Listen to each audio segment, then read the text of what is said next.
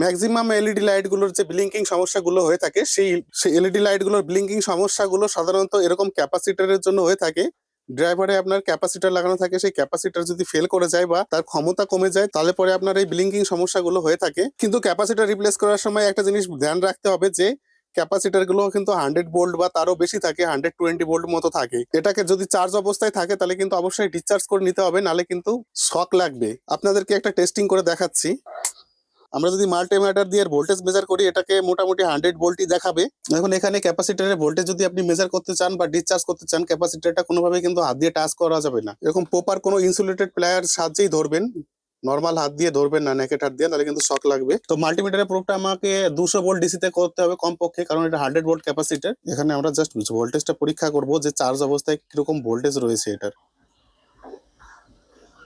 দেখুন আমি আপনাদেরকে একবার ডিসচার্জ করে দেখাচ্ছি, অনেক জোরে স্পার্ক বা সাউন্ড হতে পারে।